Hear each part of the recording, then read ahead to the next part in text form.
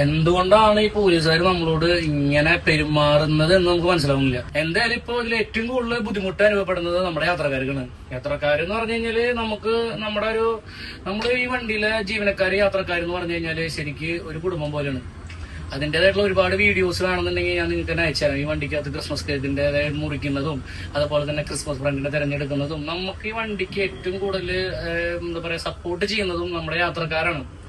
ഈ വണ്ടിനെ ആശ്രയിച്ചിട്ടുള്ള ഈ ആളുകളുടെ ബുദ്ധിമുട്ട് മനസ്സിലാക്കിയിട്ടാണ് നമ്മളിപ്പോഴും ഇതിന്റെ പിന്നാലെ കിടന്ന് നടന്ന് ഈ വണ്ടി എത്രയും പെട്ടെന്ന് ഇറക്കാൻ വേണ്ടി നോക്കണത്. ഇപ്പൊ ഞങ്ങളിത് ഇന്നതേ വണ്ടിക്കകത്ത് വന്നപ്പോ ഇതിന്റെ ബാറ്ററിയുടെ വയറൊക്കെ പൊട്ടിച്ചിട്ടിരിക്കുകയാണ്.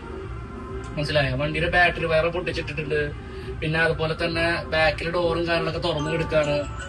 അപ്പോ എന്തായാലും നമ്മൾ ഈ വണ്ടി എത്രയും പെട്ടെന്ന് ഇറക്കണം. അതിന് വേണ്ടിയിട്ട് നമ്മളിത് കഠിന പ്രയത്നത്തിൽ തന്നെയാണ് ഈ വണ്ടി ഇറക്കുന്നതിന് വേണ്ടിയിട്ടുള്ള ശ്രമത്തിൽ തന്നെയാണ്. എന്തായാലും നമ്മൾ വണ്ടി ഇറക്കും.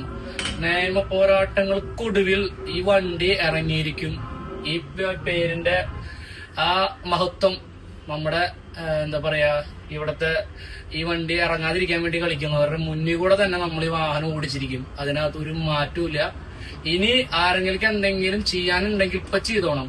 അത്രമാത്രം നമുക്ക് പറയാനുള്ളൂ. ഈ വണ്ടി ഇറങ്ങിയതിന് ശേഷം ഇവരൊക്കെ മുന്നിൽ കൂടെ തന്നെയാണ് ഈ വണ്ടി ഇനിയും നിരത്തിൽ ഇറങ്ങാൻ പോകുന്നതും ഓടാൻ പോകുന്നതും.